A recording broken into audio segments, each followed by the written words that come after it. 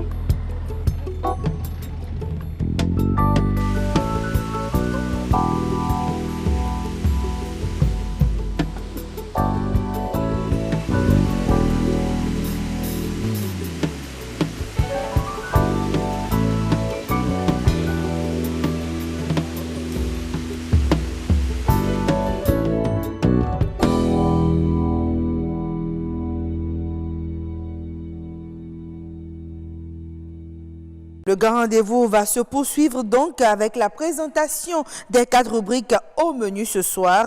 Nous allons démarrer avec le monde agricole. Marcel Gbetoro va nous emmener à la découverte d'une variété du manioc pas très connue des Béninois. Il s'agit du manioc jaune. Qu'en est-il de sa production au Bénin et sa culture présente-t-elle des avantages pour les producteurs? Autant de questions dont vous aurez la réponse dans un instant. Nature et bien-être ce soir va porter sur la cécité chez l'enfant, traitement et méthode de prévention. On vous dit tout ce qu'il faut savoir sur le mal. La série sur le bail se poursuit sur Autant savoir. C'est au tour du bail à usage professionnel de faire son entrée. Nous recevons pour vous un juriste en droit des affaires. Avec l'expert, on va parler d'une méthode qui révolutionne le domaine du management. Il s'agit de la méthode DESC. Un coach motivateur sera donc avec nous aussi pour en parler. Vous le savez, c'est désormais une tradition depuis toujours. Le Grand Rendez-vous ne va pas se faire sans l'édition du 1945. Quant au Grand Rendez-vous, les premiers plateaux peuvent démarrer. Il s'agit du monde agricole.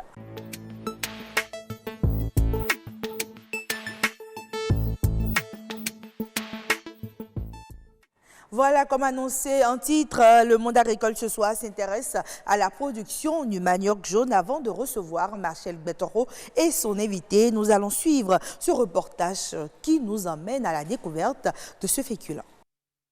Développer le secteur agricole au Bénin passe par la diversification des variétés de spéculation, notamment celles qui entrent directement dans le compte du système alimentaire. C'est le cas du manioc jaune. Je me suis rapproché de l'ITA pour solliciter, pour mon pays, les variétés qu'ils ont déjà et qui sont dans les tiroirs, entre griffes. J'ai eu 53 variétés de manioc, dont certaines sont blanches et d'autres sont riches en vitamine A jaune. D'abord, dans le sens rendement, cycle, la capacité des variétés à faire du bon gari. Parce que ça, c'est un autre facteur. Vous voyez, nous avons également évalué la friabilité. Et au niveau des 53 variétés, nous avons retenu 5 variétés blanches, très friables, très douces. Et nous avons également 5 variétés jaunes de haut rendement, dont une variété friable à l'intérieur de ça. Et maintenant, il faut aller en milieu paysan. Et c'est ce que nous avons commencé par faire pour avoir donc les productivités en milieu paysan. Alors actuellement, ça va jusqu'à 15 kg par but, ce qui fait environ 150 tonnes par hectare si nous comptons 10 000 buts par hectare. C'est énorme. En dehors de sa particularité au niveau de la couleur, le manioc jaune présente d'autres opportunités pour les producteurs. Du point de vue bouture, elle se présente comme les autres maniocs déjà. Mais la particularité au niveau agronomique, c'est que ces maniocs sont hautement productifs. C'est déjà testé pour diverses maladies qui attaquent le manioc. Donc, c'est des boutures vraiment saines. Le cycle de production est faible comparativement à beaucoup de manioc de variétés blanches que nous avons déjà ici. Le cycle est de 6 mois. Mais le véritable problème du système agricole béninois reste le manque de sélectionneurs de variétés. Le Bénin n'a plus de sélectionneurs de manioc. Voyez-vous, nous avons formé un pour le Bénin, docteur Agré, mais qui a été rapidement récupéré par le Nigeria. Il n'est plus ici maintenant. Donc, il faut former d'autres. Nous-mêmes, nous devons créer nos propres variétés en combinant les ressources génétiques qui sont à notre disposition. Et si j'ai un mot à lancer au gouvernement, c'est de faire en sorte qu'il y ait un programme de formation de sélectionneurs au niveau national. C'est très important. Le besoin est urgent. En attendant une vulgarisation du manioc jaune pour permettre son adoption par les producteurs béninois, le manioc jaune garde toute sa richesse en vitamine A. Voilà, Marcel Guattoro nous a habitués à nous apporter le produit, mais ce soir, il n'y a pas de gari jaune ni de manioc jaune. Marcel Guattoro, bonsoir. Bonsoir, Agnès Bello. Alors, vous avez raison. Je vous ai livré. Vous m'avez eu. Et je m'excuse aussi auprès des téléspectateurs, mais je pense qu'ils l'ont déjà. Dans le reportage, il y a eu quelques produits. D'accord. Ce qui est sûr, hein, le gari, on le consomme énormément. Le manioc aussi est très consommé ici au Bénin. On est très intéressé par le sujet. Merci pour le choix. Pour en parler, on l'a vu déjà dans le reportage. Nous avons Faouzia Tsanoussi. Bonsoir, madame. Bonsoir. Vous êtes docteur en agro-biodiversité et technologie alimentaire. Merci de nous honorer de votre présence. Marcel Guattoro, le plateau est à vous. Merci beaucoup à vous, Agnès Bello. Bonsoir, chers amis téléspectateurs. Alors, docteur Faouziat, Agnès a tout dit. Et moi, je veux déjà tout de suite commencer par vous poser la question de savoir, est-ce à cause de la couleur du manioc qu'on l'appelle manioc jaune ou bien il y a des caractéristiques spécifiques ou c'est un nom scientifique, le manioc jaune? Merci beaucoup, Madame Bettoro. Pour commencer, la couleur est déterminante. Yes. Pour faciliter la reconnaissance du matériel par tout le monde, on l'appelle manioc jaune. Okay. Mais ce n'est pas seulement pour indiquer la couleur qu'on l'appelle le manioc jaune. Au sein des racines et tubercules, lorsque une spéculation présente une coloration jaune ou une coloration orange, cette coloration indique la présence de provitamine A qui est le précurseur de la vitamine A. Yeah. Donc, pour reconnaître facilement des spéculations riches en vitamine A, on les indique par cette couleur jaune. La couleur jaune, alors raison justement de ce nom donné au manioc, puisqu'il y a juste d'autres maniocs, on a souvent l'habitude de voir des maniocs, du manioc d'une couleur blanche. Voilà. Maintenant, est-ce que c'est une variété ou bien c'est un organisme génétiquement modifié? Qu'est-ce qui prouve tout ce que nous sommes en train de dire par rapport au manioc? Le manioc jaune, c'est issu de processus de sélection conventionnelle. Ce n'est pas un organisme génétiquement modifié. Donc, il ne faut pas avoir peur que nous avons introduit des OGM au Bénin. Ce n'est pas encore le cas. Pas encore le cas. C'est vrai que j'étais à Wedo où vous avez fait l'expérience en distribuant des boutures de tubercules du manioc jaune aux producteurs pour qu'ils aillent faire l'expérience dans les champs. Mais aujourd'hui au Bénin, pourquoi opter pour une autre variété de manioc? Qu'est-ce que le blanc n'a pas et que le jaune a? Pour qu'on puisse nous dire de l'adopter. Merci beaucoup, Madame Guattoro. Vous savez, lorsque nous mangeons, c'est évidemment pour notre santé que nous mangeons.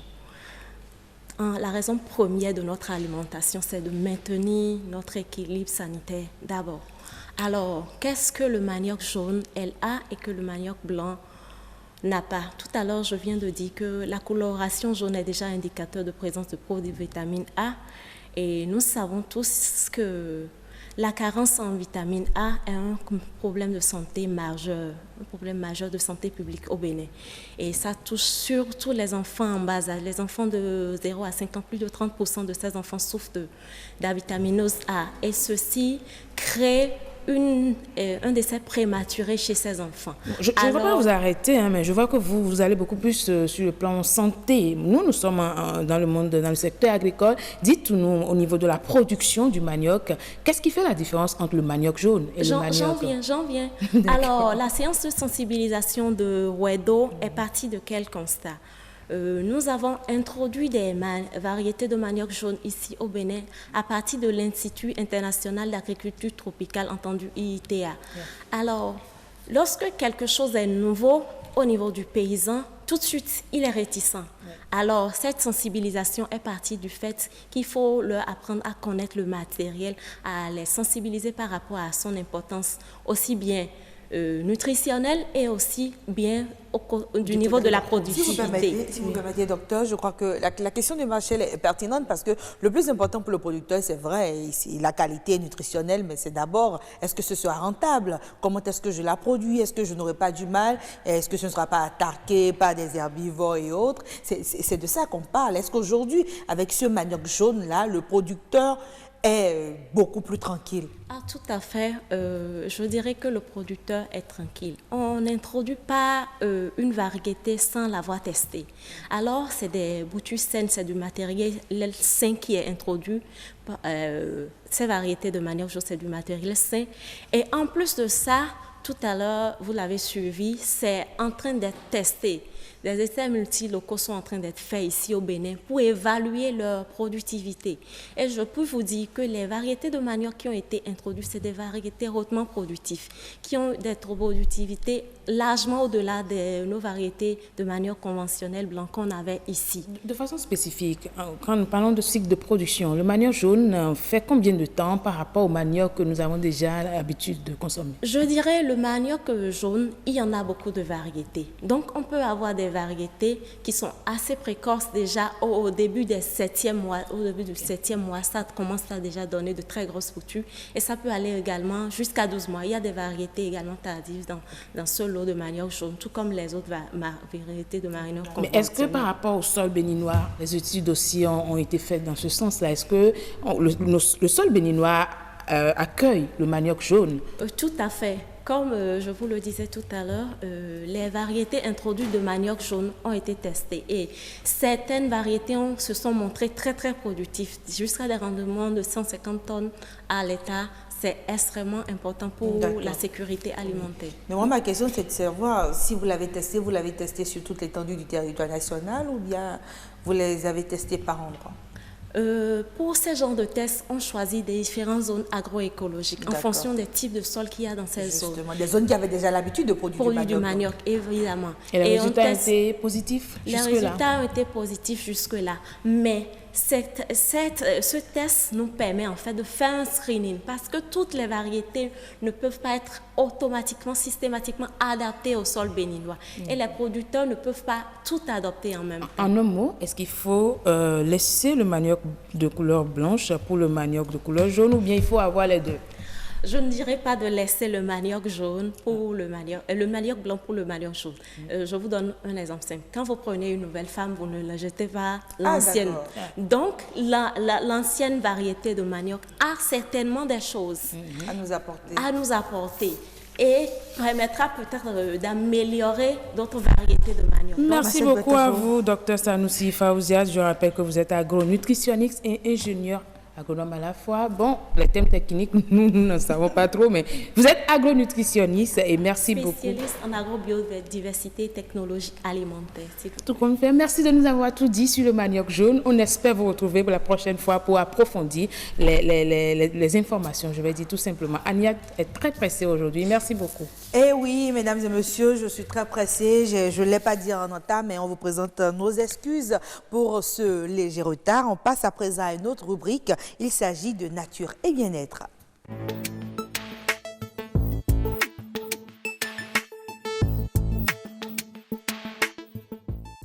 Voilà, hier on parlait de la femme enceinte, ce soir on parle de l'enfant. Cécité chez l'enfant, cause et prévention, on en parle avec Yasmine Damataï et son invité. Mais avant, on suit ce reportage de Cécile Rondé sur la cataracte.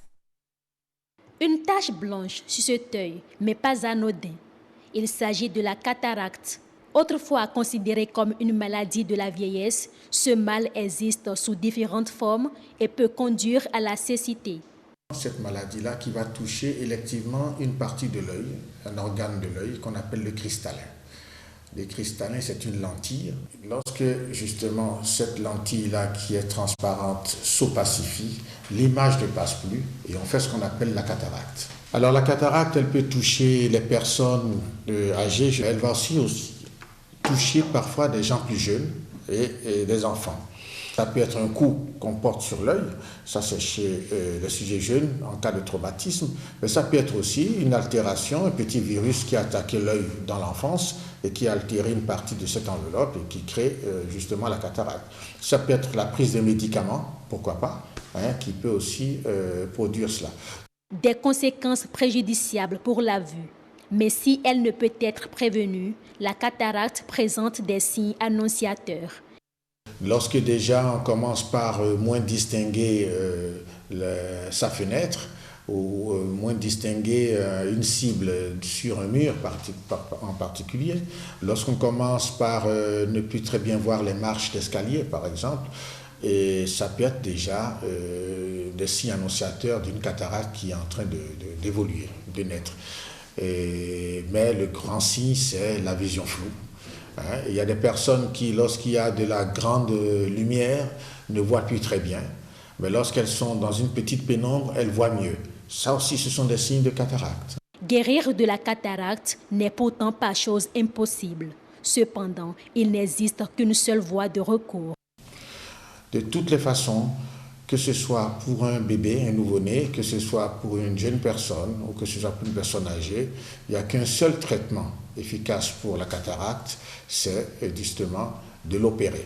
C'est-à-dire d'enlever cette lentille qui est cataractée et actuellement, on propose à la place ce qu'on appelle un implant, qui est une petite lentille artificielle que l'on mettra à la place de ce cristallin et qui permettra de restaurer la vision qu'on a perdue. La cataracte, à l'instar d'autres maladies de l'œil, peut conduire à la perte de la vue. Mais dans tous les cas, une consultation régulière constitue le moyen de prévention le plus efficace.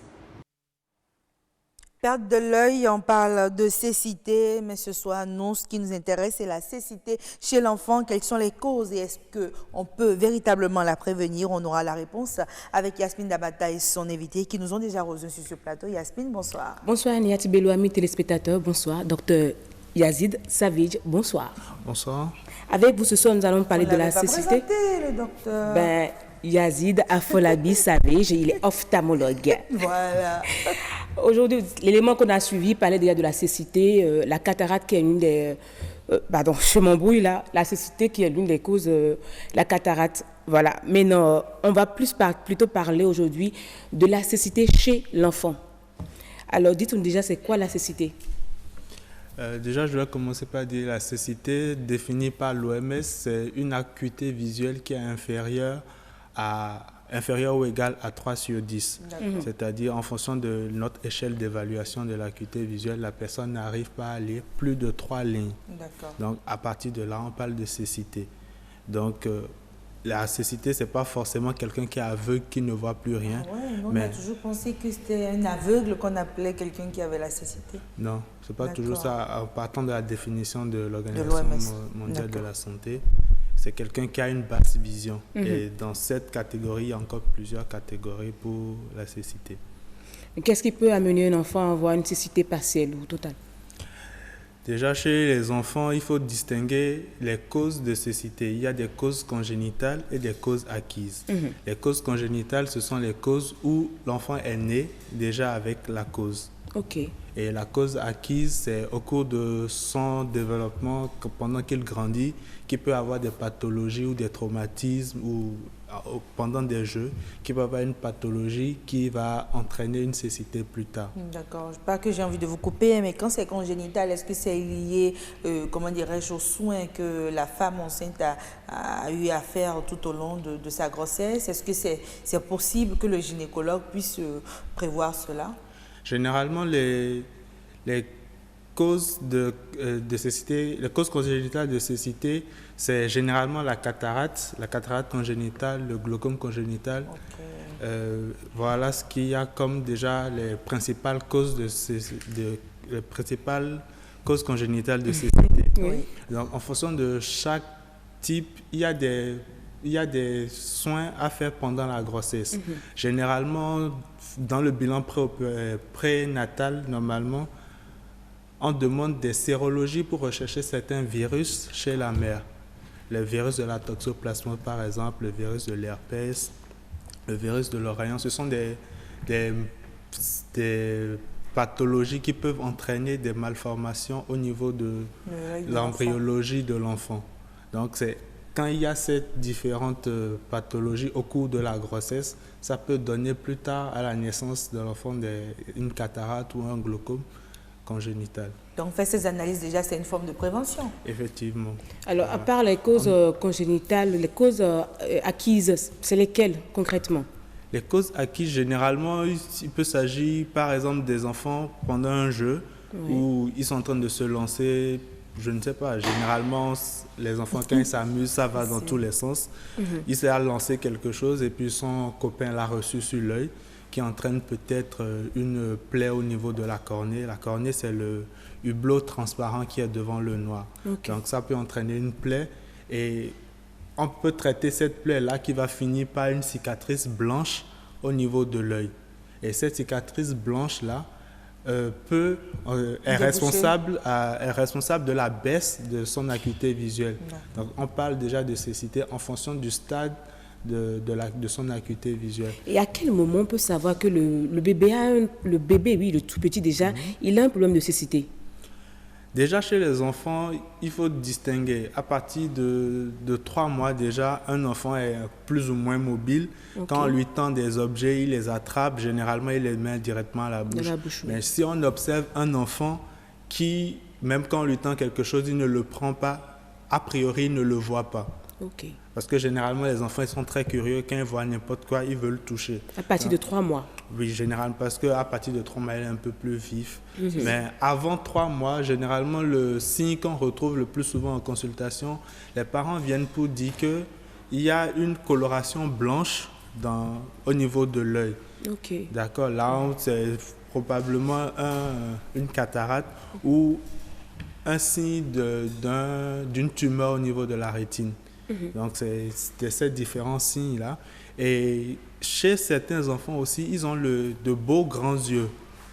C'est-à-dire le noir qui est là est plus grand que la normale. Ah, d'accord. Oui, donc, on ne voit pas tellement le blanc, mais plus de noir. On ne voit pas tellement le blanc. On parle de mégalocornée. Ça, c'est le principal signe qui signale voilà, un glaucome congénital. Donc, voilà les différents signes par lesquels mais on peut vous avez parlé de 3 mois. Donc, elle doit forcément attendre 3 mois pour voir si l'enfant a un problème de cécité, c'est ça? Non, généralement, 3 mois, c'est un seuil. C'est un seuil. Mais la maman peut le constater plus tôt. Bien avant. Et c'est en ça qu'on dit, quand les mamans constatent quelque chose qu'ils ne comprennent pas chez un enfant, se référer à un spécialiste ou à quelqu'un qui s'y connaît pour avoir une idée réellement de ce que c'est et de ce qu'il faut faire. Dans le cas d'une cécité partielle, jusqu'à quel âge, comme ça, chez l'enfant, on peut parler de porte de non-retour? De porte de non-retour. Ça dépend de la pathologie. Ça dépend de la pathologie. Si c'est une cataracte, si la cataracte est sur un seul œil, généralement, on demande qu'on opère l'enfant le plus tôt possible, dès qu'il peut supporter une anesthésie générale. Donc, mais la pleine maturité de l'acquisition de l'éducation œil-cerveau, ce développement se fait réellement entre 0 et 5 ans. Donc, après 5 ans, c'est un peu, si la pathologie est restée là pendant 5 ans, c'est un peu plus difficile de récupérer une bonne acuité. C'est le mieux. Voilà. Mais quelques conseils alors aux parents, parce qu'on ne reste plus assez de temps. Quelques conseils aux parents? Les conseils que je peux déjà donner aux parents, c'est de consulter un ophtalmologiste ou un ophtalmologue, c'est la même chose, qui, dès qu'il remarque quelque chose chez un enfant, surtout par rapport aux yeux, un enfant qui a un œil qui est dévié par rapport à l'autre, on dit que l'enfant louche, ou bien quand on remarque une tache blanche au niveau de son œil, qu'il profite, qu'il consulte en même temps pour qu'on puisse prendre des dispositions avant qu'il ne soit trop tard. Certains disent, je voulais lever l'équivoque, certains disent que le flash peut déjà faire perdre la vue à un enfant, c'est vrai? C'est vrai qu'il y a des lésions au niveau de la rétine qui sont liées à la lumière. Mais généralement, ce sont les lumières de l'éclipse solaire lorsqu'on regarde sans les verres appropriés pendant une certaine durée. Mais les flashs de téléphone, tout de suite, a priori, ça ne présente pas de risque. Okay. Mais si l'enfant est exposé plusieurs fois dans la journée, longtemps, avec une intensité vraiment forte, ça peut être délétère pour la rétine. D'accord, mais si vous permettez, il y a aussi des enfants, il paraît qu'ils naissent, ils n'ouvrent pas les yeux. Et parfois, les parents ont peur que cela ne cause à la fin des problèmes de cécité ou bien que l'enfant ne verra pas bien. Est-ce que ce n'est pas juste un mythe? À la naissance, tout de suite, l'enfant vient de naître. On ne va pas demander qu'il ouvre les yeux comme tout le monde. C'est progressivement qu'il ouvre les yeux. Donc, pas besoin de s'inquiéter pour cela. Non, à quel âge déjà l'enfant on peut faire consulter son enfant? À n'importe quel âge, quand vous constatez quelque chose. À n'importe quel âge. Donc le nouveau-né, déjà, on peut l'amener chez l'ophtalmologue. Oui, en Europe, il y a quelque chose qu'on appelle l'examen du nouveau-né. L'examen ophtalmologique du nouveau-né qui est systématique. Donc je pense qu'il faut qu'on en arrive là aussi dans notre pays pour qu'on dépiste très tôt les différentes pathologies chez ces enfants, ces nouveau-nés. D'accord. Agnès Bello, amis téléspectateurs, je crois bien que c'est clair, dès qu'on a un enfant qui a des problèmes de suite sa vie à partir de 3 mois ou qui n'arrive pas à toucher les objets, c'est mieux de l'amener voir un ophtalmologue pour savoir la cause. Et si ce n'est pas un problème de cécité, c'est bien. Mais si c'est un problème de cécité, c'est mieux de faire consulter. Merci à vous, Yacine Damata. Nous remercions également notre invité, Afolabi Yazid Savage. Il est ophtalmologue. Donc, il est l'heure du journal. Nous allons rejoindre Nadège Soni du côté de la rédaction.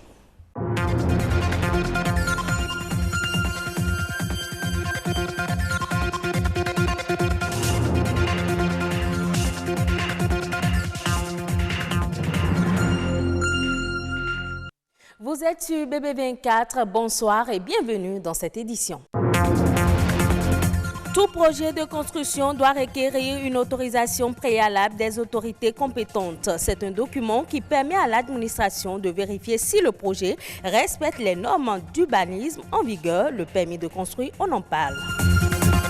Les entreprises sont de plus en plus exposées au piratage de leurs données informatiques. Les menaces sont persistantes et obligent les dirigeants à recourir à la sécurisation de leurs données. Que faire pour être à l'abri des hackers? Un spécialiste nous éclaire.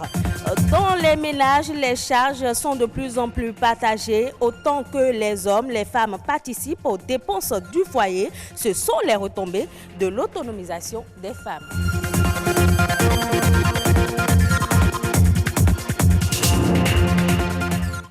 Au Bénin, tout projet de construction nécessite une autorisation. Le permis de construire est un acte administratif qui autorise tout demandeur à ériger sur sa parcelle un bâtiment. Cette démarche est destinée à vérifier si le projet est conforme aux dispositions législatives et réglementaires en matière d'urbanisme. En quoi ce document est-il utile? Que faire pour l'avoir? Amitié Sabidi et Lazare Migan nous édifient à travers ce reportage. Toute personne qui souhaite entamer un projet de construction doit solliciter un permis de construire auprès de l'administration. Mais comme la plupart des démarches administratives, la procédure de demande et d'acceptation passe par plusieurs étapes, souvent méconnues. Au ministère chargé de la construction, il y a la commission qui étudie les dossiers à caractère national. Et de la même façon, au niveau départemental, chacun a son champ d'application comme au niveau communal. Mais la voie ne devrait pas poser de problème si on remplit les conditions. Les conditions ne sont souvent pas compliquées. Les conditions, c'est d'abord avoir un bon dossier technique. Ça suppose que ça passe chez un ingénieur qui garantit la stabilité du bâtiment, chez un architecte qui garantit déjà les normes en matière de construction et tout, et le voisinage. Vous voulez construire une maison, vous n'allez quand même pas ouvrir une fenêtre ou bien une porte dans la maison de votre voisin.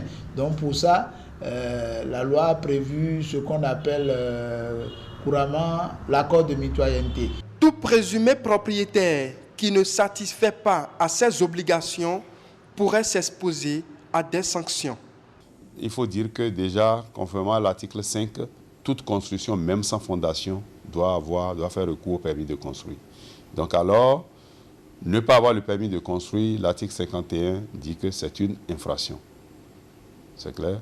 Et le minimum de pénalité que vous payez quand on vient sur votre chantier, on voit que vous n'avez pas le permis, déjà on arrête les travaux et vous payez une amende de 100 000 francs pour commencer. Si la mairie revient et constate que vous avez poursuivi les travaux, on arrête encore les travaux et l'amende passe au double, qui est élevé à 1 500 francs le mètre carré pour les constructions à usage d'habitation. Si certaines villes du Bénin font l'effort d'octroyer des permis de construire, certaines constructions dans la capitale économique ne font pas souvent l'objet d'une étude géotechnique. Dans une ville comme Cotonou, il faut dire que l'urbanisation a été ratée. Elle a été ratée en ce sens que une ville est organisée et hiérarchisée.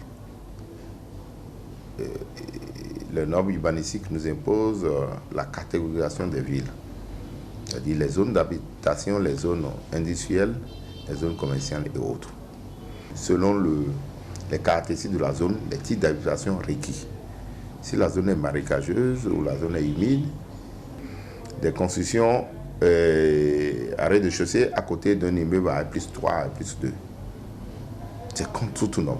Permis de construire, c'est bon parce que la mairie aussi envoie pour superviser le travail. Parce qu'il y a des gens qui font de n'importe quoi et après ça effondre. Bon, il y a beaucoup de cassures dans les villes. Bon, on voit que c'est ancien. Parce qu'il n'y a pas de suivi avant. C'est pourquoi ces gens de trucs sont comme ça. Donc maintenant, on peut prendre des mesures pour bien surveiller ces gens de travaux. Ce sera bon. Le permis de construire, encore appelé autorisation de construire, est un outil qui vient répondre à un besoin de sécurité optimale de la gestion foncière et domaniale.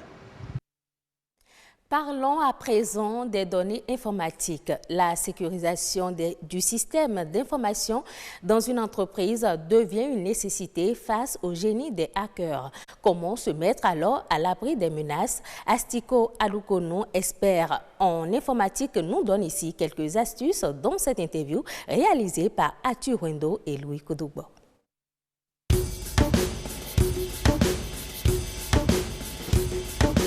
Parlons de sécurité informatique. C'est toute action technique, juridique, organisationnelle, humaine nécessaire mise en œuvre pour empêcher la non-autorisation,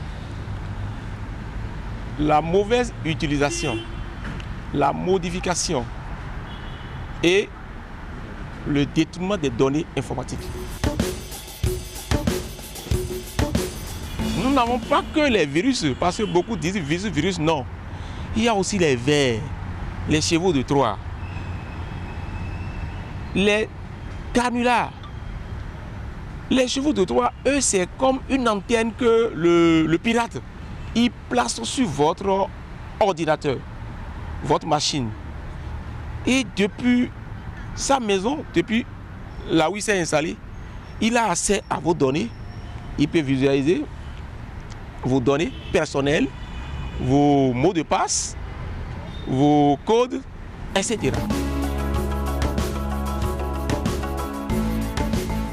Vous devez activer votre pare-feu et mettre un antivirus. Mais aujourd'hui, quand on dit mettre aussi un antivirus, beaucoup courent vers le gratuit. Un antivirus aujourd'hui, 10 000 et même moins. Le serveur doit être protégé et chaque ordinateur doit activer le pare-feu. L'antivirus est individuel pour chaque PC. C'est important parce que le concepteur de système d'exploitation que nous installons sur nos ordinateurs, ils ont tellement vu l'importance de la chose que eux-mêmes d'abord, ils mettent le pare-feu qui est une option intégrée au Windows. Donc à chaque fois que vous installez un Windows, le pare-feu est intégré. Vous allez juste à l'activer, le mettre à jour. Et puis allez acheter l'antivirus. Si vous ne sécurisez pas vos données, un pirate peut de loin s'approprier de vos données, les utiliser à des fins utiles à lui. Et ça peut être préjudiciable à vous comme à votre entreprise.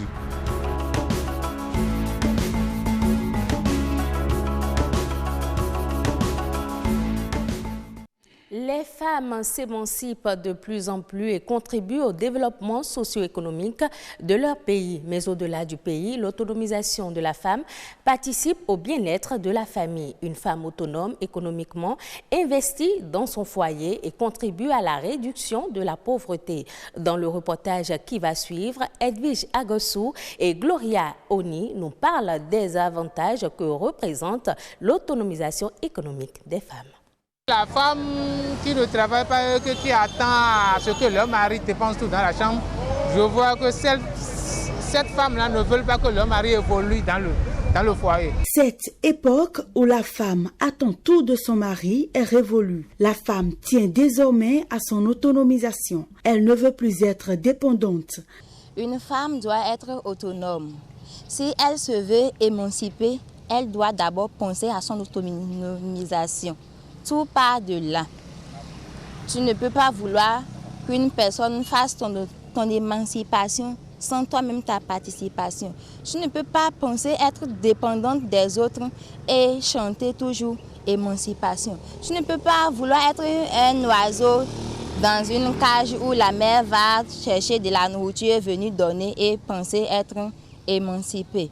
Conscientes que leur participation au fonctionnement du foyer est importante, les femmes de plus en plus prônent leur implication dans la gestion financière du ménage. La femme ne doit pas dépendre de son mari à chaque moment, à chaque instant, parce que ça peut arriver que le mari échoue des fois, ou soit ait des faillites au boulot, tout ça là. Donc, si la femme était en train de faire quelque chose, elle peut aider son mari à faire, les petites gestions de la maison. Il est normal que dans un foyer, chacun puisse avoir un petit truc, un petit job ou emploi, je ne sais, qui lui permet de participer au budget familial.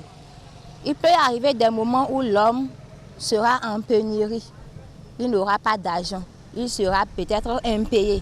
Et dans ce cas, la femme est appelée aussi à soutenir son mari. Il faudrait que ça soit un partenariat de gagnant-gagnant. Quand tu es avec ta femme, tout ce qui est comme dépense dans la chambre, et elle va contribuer une partie, toi aussi le mari, tu vas contribuer une partie. L'autonomisation de la femme est donc une condition essentielle. Mieux, un facteur de progrès socio-économique. Être femme, c'est être autonome. Être émancipée, c'est aussi être autonome, être brave, travailleuse. Autonome dans son travail, autonome psychologiquement, autonome intellectuellement. Elle a besoin de grandir, de se débattre du lot et être vraiment femme. Il ne suffit pas de dire je suis femme, mais c'est être femme. Selon une étude publiée en septembre 2018 par le site Women Entrepreneurship in Africa, 24% des femmes ont déjà créé une entreprise. Une saine émulation pour promouvoir l'autonomisation économique de la femme et son rôle dans la lutte contre la pauvreté en Afrique. En Côte d'Ivoire, le prix minimum du coton graine est de 300 francs CFA le kilogramme au titre de la campagne 2019-2020. Ce prix représente une hausse de 17% comparativement à la campagne précédente qui était fixée à 265 francs CFA. Pour le président du Conseil coton ANACAD, les résultats de la filière sont très encourageant. La Côte d'Ivoire occupe la 3e place au niveau du continent après le Mali et le Bénin. À Madagascar, la filière vanille pourrait créer de valeur ajoutée avec la réduction des restrictions à l'entrée sur le marché et la réglementation publique. C'est ce qu'estime la Banque mondiale dans sa note conjoncture économique sur la Grande Île. D'après l'organisation, les règles actuellement en vigueur sur le marché sont de nature à renforcer la mainmise des acteurs historiques et à exclure de nouveaux arrivants. Pour l'institution, une facilitation de l'entrée de nouveaux acteurs pourrait permettre à Madagascar de maintenir sa compétitivité sur le plan mondial. Ce sera tout pour cette édition. Merci de l'avoir suivi.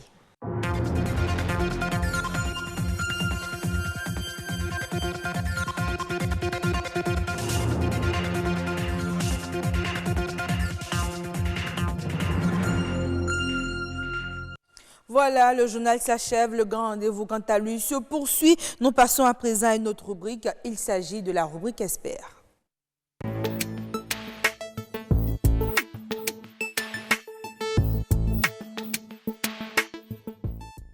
Voilà notre expert ce soir, c'est un coach motivateur, il s'agit de Jérôme Popola. Jérôme Popola, bonsoir. Bonsoir Madame Melo. Voilà, donc avec vous, nous allons nous intéresser à une méthode qui permet à un manager d'être un peu plus efficace. Il s'agit de la méthode DESC. Merci beaucoup. Donc ma première question, c'est déjà de savoir, c'est quoi la méthode DESC? Voilà, déjà nous allons développer naturellement cette définition-là. Il faut comprendre qu'aujourd'hui, une entreprise qui est censé, en principe, apporter un épanouissement à l'individu, est devenu aujourd'hui facteur de stress, devenu aujourd'hui facteur d'angoisse, est devenu aujourd'hui facteur, je vais dire, même parfois même de cause de maladie. Et parfois a une répercussion sur l'aspect personnel également de l'individu.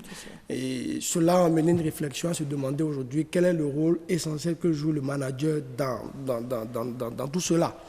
Et il est naturel, parfois je dirais, lorsqu'on travaille dans une entreprise et qu'on a parfois des écarts entre ce qui est attendu de nous et ce qui est demandé, et parfois peut-être des écarts de comportement que le responsable ou le manager de l'entreprise cherche à prendre les taureaux par les cornes. Et parfois, vous savez, l'être humain, étant émotif, peut parfois, dans cet état d'émotion, dire des choses que parfois peut-être il regrette et qui forcément ne vont pas dans son intention première, mais qui ont un impact quand même négatif sur l'employé, qui, plutôt que de l'emmener à s'améliorer, à produire des résultats, et il empiète beaucoup plus sur ce qu'il fait. Et il est contre-performant. Voilà, il est contre-performant.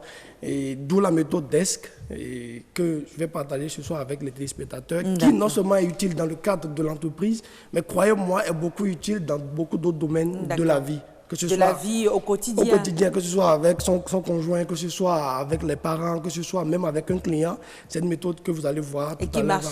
Et qui marche à, je dirais, à 99% quand même. Vous l'avez vous-même pratiqué? Je l'expérimente tous les jours. D'accord. C'est carrément pour moi, je vais dire une autre manière de vivre. D'accord. Alors, selon ce qu'on s'est dit dans les coulisses, DESC, c'est tout un lot. Oui, voilà, c'est un sigle. Voilà, c'est un sigle. Déjà, D, pour commencer, déjà, c'est décrire son ressenti.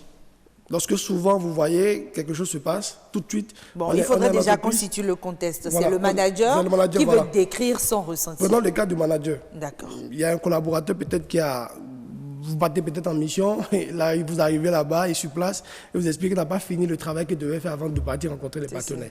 Naturellement, vous êtes de rage et tout ça, et vous créez un scandale, pourquoi pas parfois même devant... Ça arrive vers l'entreprise, devant les clients, et puis voilà, vous vous emportez, vous lui dites toutes sortes de grossièretés.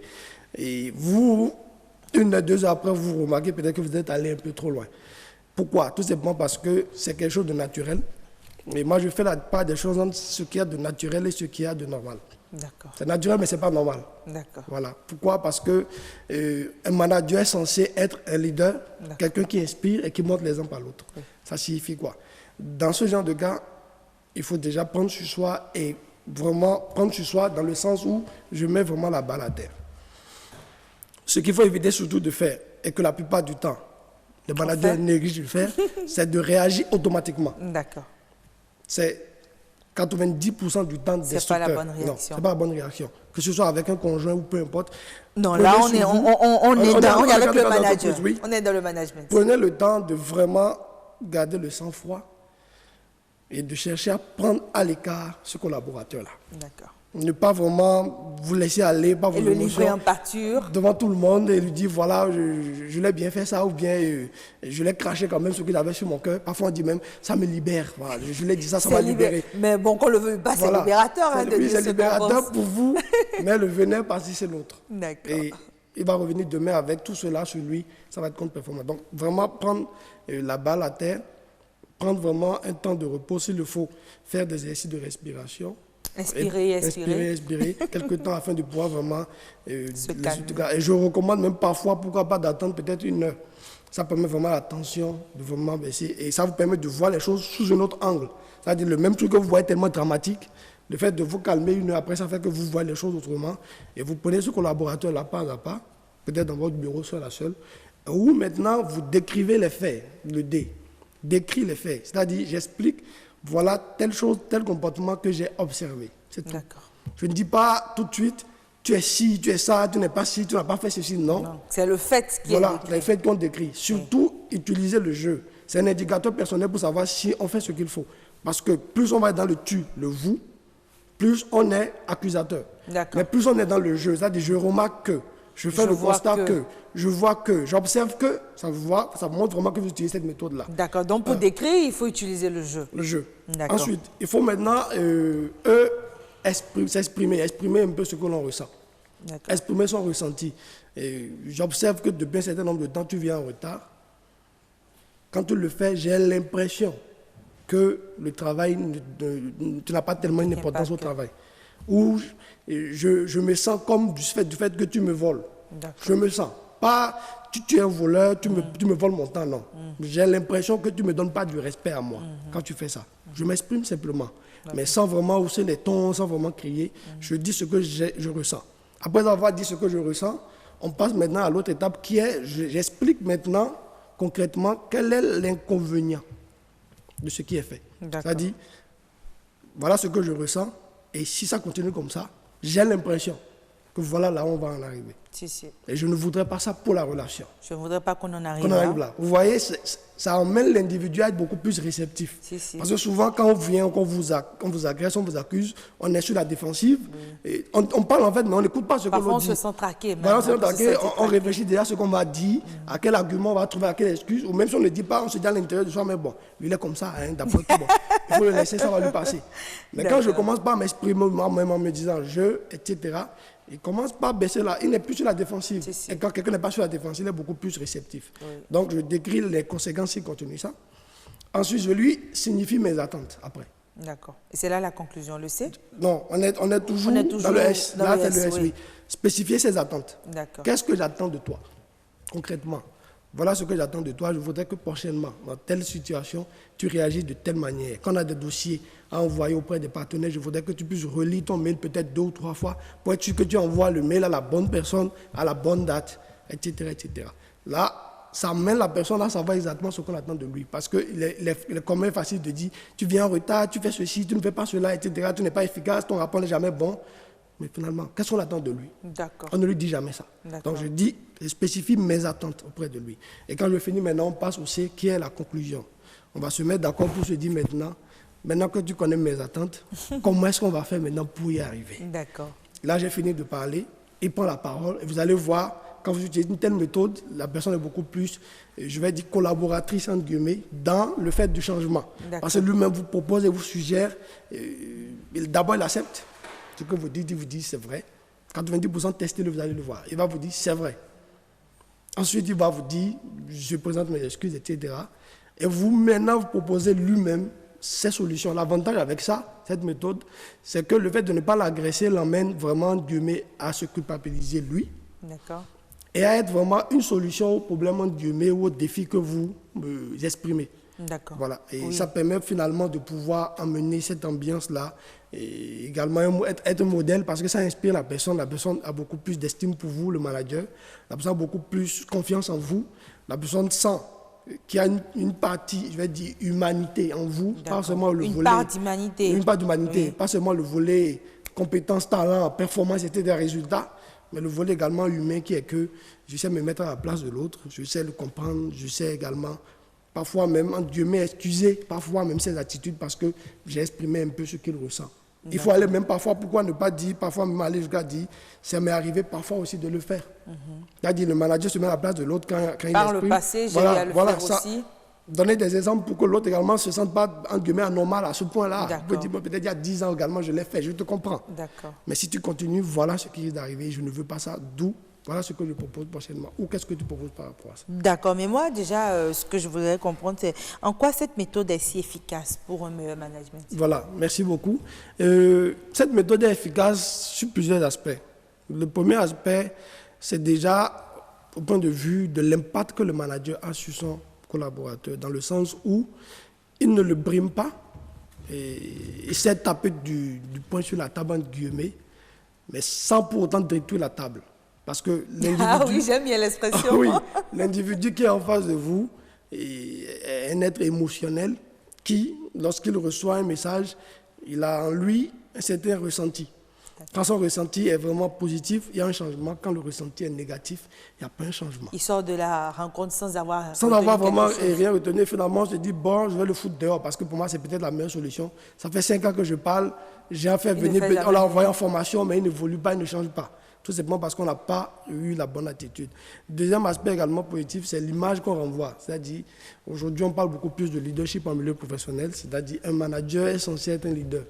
Quelqu'un qui développe du charisme, quelqu'un qui développe l'exemple, quelqu'un qui est un modèle, qui inspire, qui apporte les autres vraiment à produire le résultat. Et plutôt que d'être celui qui est tout le temps derrière ses collaborateurs, être cette personne-là qui parfois même oriente et conseille.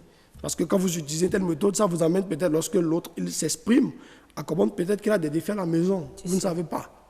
Ça va peut-être même qu'il a des défis peut-être de fin de mois, qu'il a des difficultés qu'il n'ose pas peut-être dire. Le fait d'avoir vraiment ouvert le sujet de cette méthode fait qu'il est moins sur la défensive et il vous exprime un peu ce qu'il ressent. D'accord, mais est-ce qu'on peut dire que cette méthode vous permet d'aller au fond du problème et de comprendre un peu quelle est la cause justement du mauvais comportement peut-être de ce collaborateur? Naturellement, ça rejoint ce que je disais tantôt. L'avantage avec cette méthode-là, DESC, que je viens de décrire tout à l'heure, a vraiment pour objectif de creuser, d'aller vraiment au profond. Parce qu'on est ému, je vous assure que la dernière des choses qu'on cherche à savoir, c'est pourquoi tu as fait ça. C'est pas ça mon problème. Tu as créé tel ceci, voilà pourquoi est-ce que c'est comme ça, voilà comment est-ce que tu vas être sanctionné, etc. Mais lorsqu'on a vraiment le temps de pouvoir se calmer, de revenir un peu plus tard, et de revenir sur la chose, sans surtout critiquer, sans porter un jugement de valeur du genre, tu es ceci, tu es ça, caricaturer la personne, ça amène à beaucoup plus l'emmener vraiment, cette personne-là, à coucher un peu ce qui l'emmène à vouloir le faire. Parfois, même quelqu'un peut vous dire, ce que vous dites c'est vrai DG, mais sincèrement, je ne me rendais pas compte, ou peut-être je ne sais pas. Que tu ne sais pas, on va trouver une solution ensemble. Il y a des cours pour ça aujourd'hui, il y a des formations qu'on peut suivre, etc. D'accord. Donc la conclusion, justement, et dans le C, c'est que finalement, on a une solution, une solution qui est performante autant pour le collaborateur que pour le manager. Donnant, gagnant, où chacun exprime comment est-ce que la situation va être sauvée. Merci Jérôme Popola, vous êtes coach motivateur avec vous. Nous nous sommes donc intéressés à la méthode DESC, une méthode qui permet aux managers d'être beaucoup plus efficaces. C'est terminé pour la rubrique Expert. Nous allons passer à présent à la dernière rubrique de ce numéro du Grand Rendez-vous, le plateau Autant Savoir.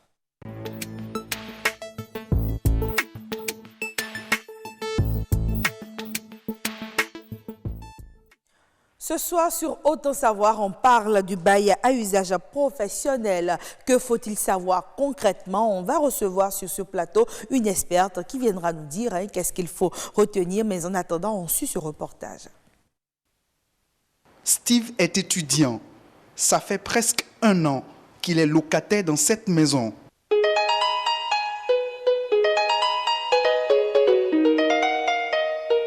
Le contrat de location qui le lie à son propriétaire respecte les prescriptions de la loi du 24 avril 2018 qui fixe la caution à 3 mois de loyer. Et la chambre dans laquelle je suis, j'ai payé 3 mois de caution à mon propriétaire comme les tests l'exigent. Même constat d'une concession à une autre. Les propriétaires commencent à intégrer progressivement l'esprit de la loi. Avant d'entrer dans la chambre, nous avions payé 3 mois de caution, ce qui équivaut à 45 000 francs. Ça fait 15 000 francs par mois. Dame Sylvie est propriétaire d'une dizaine de chambres destinées à usage d'habitation domestique. Chez elle, l'application stricte de la loi est non seulement à l'avantage du locataire, mais aussi du propriétaire. Ça arrange tout le monde, ça arrange aussi les locataires parce qu'il n'y a pas l'argent. Avant, c'est à cause des IBO, je vois que des fois on prend 1 an d'avance, 6 mois. Si on prend les 3 mois, c'est sous forme de dette pour nous.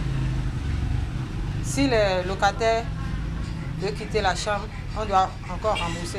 Pourtant, il y a des voix dissonantes. Par exemple, dans notre cas maintenant, on a constaté qu'on a donné maintenant 3 mois à notre propriétaire et on a ajouté maintenant 1 mois maintenant pour les démarcheurs. Et ça, ce qui fait 4 mois. Notre propriétaire nous a pris 6 mois. Je dirais pas 6 mois, je dirais peut-être aussi 7 mois parce que le démarcheur qui nous a amené dans la maison nous a pris aussi 1 mois de plus, ce qui nous revenait à 7 mois au total. Et on lui a fait remarquer, mais lui nous faisait comprendre que chez lui, c'est à prendre ou à laisser.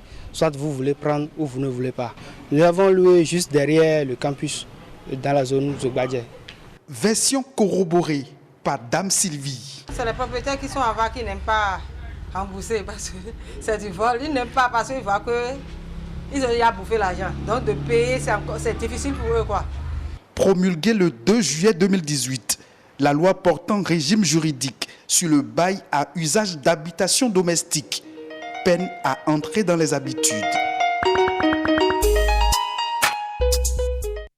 Voilà, mesdames et messieurs, merci de demeurer fidèles à ce numéro du Grand Rendez-vous qui se poursuit avec la rubrique Haute en savoir.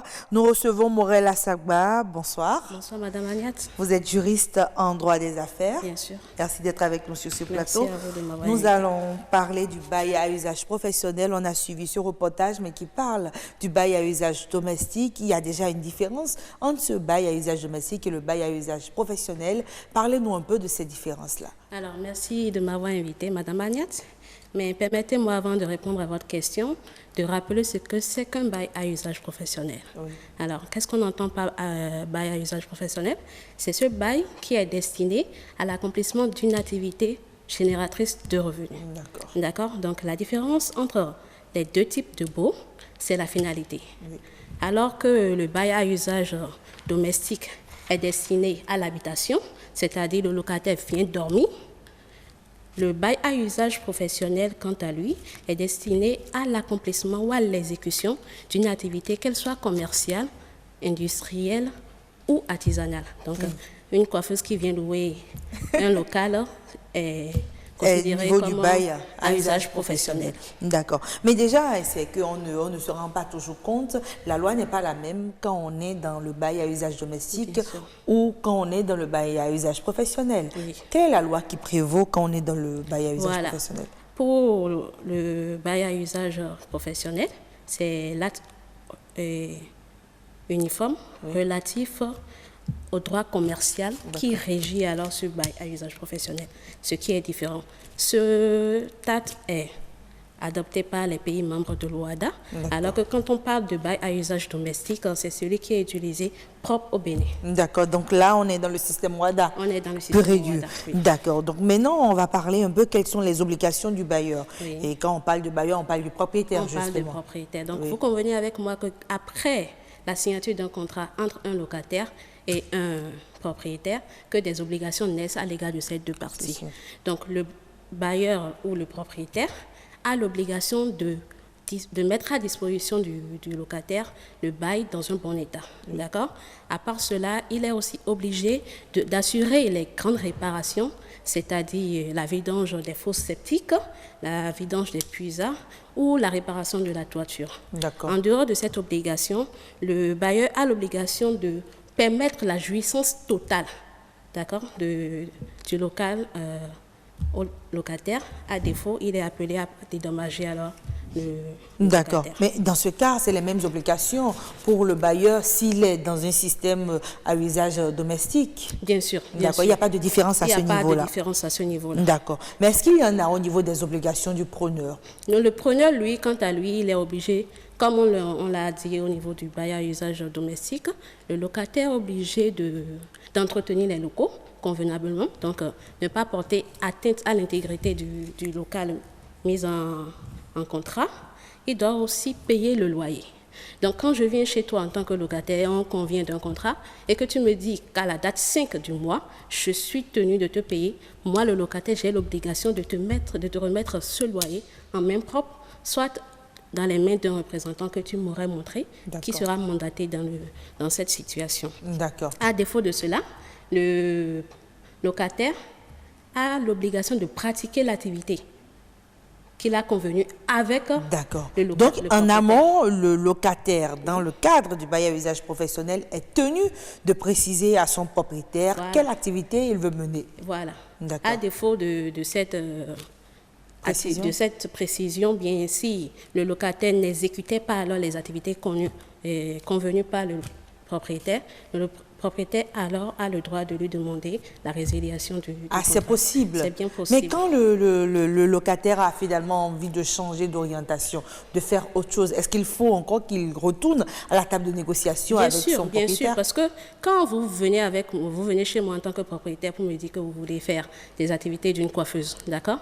Et que finalement vous commencez par vendre des pneus, vous convenez avec moi que c'est un changement d'activité. Et là, vous ne savez pas si moi, le propriétaire, j'avais pour objectif de faire ce travail, de pratiquer cette activité. Donc, avant tout changement d'activité, le locataire a l'obligation de venir à la table de discussion avec le propriétaire pour convenir de cela. Sinon, cela ne lui est pas opposable. Cela ne lui est pas opposable. Maintenant, quand il y a litige entre le propriétaire et le locataire, comment est-ce qu'il gère avec le bail à usage domestique? On parle du juge des référés, mais dans ce cas précis, qu'est-ce qu'il faut faire? Alors, vu qu'on est en matière commerciale, convenez avec moi que ce soit le tribunal de commerce qui soit compétent dans le domaine. Celui de proximité? Non, celui de la situation géographique du local. Puisqu'il s'agit dans ce cas d'un bien immeuble. Et tel que la loi dispose, lorsqu'il s'agit d'un litige porté sur un bien immeuble, c'est le lieu de situation, c'est-à-dire le tribunal qui se retrouve dans la proximité de ce local qui est reconnu compétent pour juger de l'affaire. D'accord. Maintenant, quand le propriétaire a envie de reprendre son local, comment est-ce qu'il agit? Voilà. Pour reprendre le local, c'est-à-dire si on peut reformuler votre question, lorsque le propriétaire ne veut pas renouveler le contrat du locataire, qu'est-ce qu'il doit faire? Alors, la loi a disposé une manière pour protéger le locataire dans ce cas. Parce que si je viens mener une activité chez toi, c'est pour pouvoir faire face à mes besoins. Donc, si sur les 2 ans qui ont suivi la signature du contrat, j'arrive à prouver que j'ai effectivement exercé les activités convenues, j'ai automatiquement le droit au renouvellement du bail. Au renouvellement tacite donc. En même temps du bail. Maintenant, si le locataire décide alors de ne pas me renouveler, il me paie une indemnité d'éviction. Si le propriétaire décide de ne pas me renouveler. Unilatéralement, de ne pas me renouveler mon contrat, il doit me payer une indemnité pour compenser les dommages qu'il a eu à me causer. D'accord. Et cette indemnité est appelée indemnité d'éviction? D'éviction. D'accord. Mais cette indemnité est calculée comment? Il faut forcément se retrouver devant le tribunal de commerce pour pouvoir s'entendre sur cette indemnité, ou bien on peut s'entendre ensemble? Alors, à défaut d'accord, dès que le propriétaire vient me voir en tant que locataire pour me dire, voilà, je ne peux plus te renouveler le bail, je lui dis, pour me dédommager, je te fixe ce montant. Et c'est dans le cas où le propriétaire n'est pas d'accord avec ce montant que je saisis alors, moi, locataire, en tant que locataire, je saisis le juge compétent, donc le juge du tribunal de commerce, pour alors évaluer les dommages à moi causés par le locataire. D'accord, mais sur quoi va se baser le juge pour calculer cette indemnité? Voilà. Pour calculer cette indemnité, le juge se base sur le chiffre d'affaires du locataire. Il se base également sur les investissements réalisés par ce dernier. Il se base sur la situation géographique du local, ainsi que sur... donc, vous convenez avec moi qu'un local qui se trouve à Tokpa ne peut pas être évalué de la même manière qu'un local situé dans une ruelle sombre.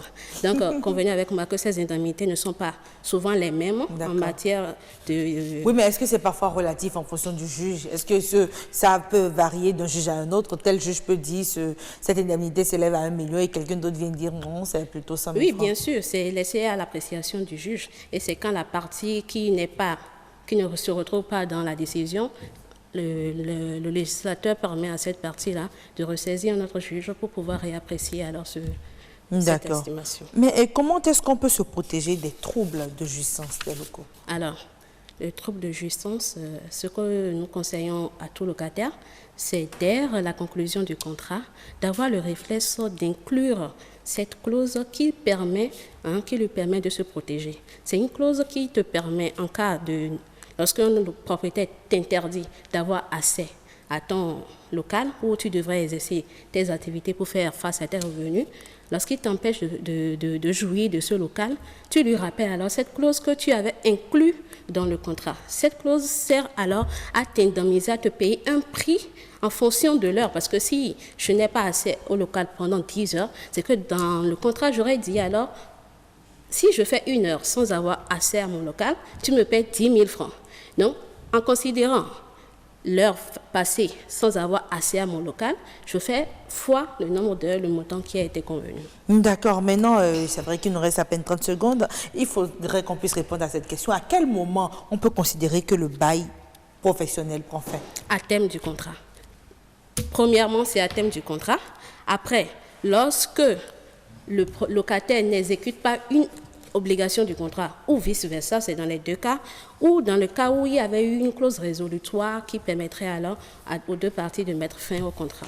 Merci à vous, c'était un plaisir de vous avoir sur ce plateau. Nous rappelons, vous êtes Morel Assagba, vous êtes juriste en droit des affaires. Avec vous, on s'est intéressé au bail à usage professionnel. Ce sera tout pour les plateaux du Grand Rendez-vous. On passe à présent à notre instant citation. Et notre citation nous vient de Joël Brown. Elle dit ceci: la seule chose qui se dresse entre vous et votre rêve, c'est la volonté d'essayer et la conviction qu'il est réellement possible. La seule chose qui se dresse entre vous et votre rêve, c'est la volonté d'essayer et la conviction qu'il est réellement possible. Mesdames et messieurs, c'était un plaisir d'être avec vous ce soir. Nous vous présentons une nouvelle fois nos excuses pour ce léger retard et on vous promet que plusieurs autres fois, vous allez avoir du plaisir à nous suivre et à passer du temps en notre compagnie. Je vous laisse en compagnie demain de Marcel Gbetoro. Ce sera elle qui va piloter le Grand Rendez-vous. Quant à moi, je vous donne rendez-vous pour la semaine prochaine. D'ici là, portez-vous bien.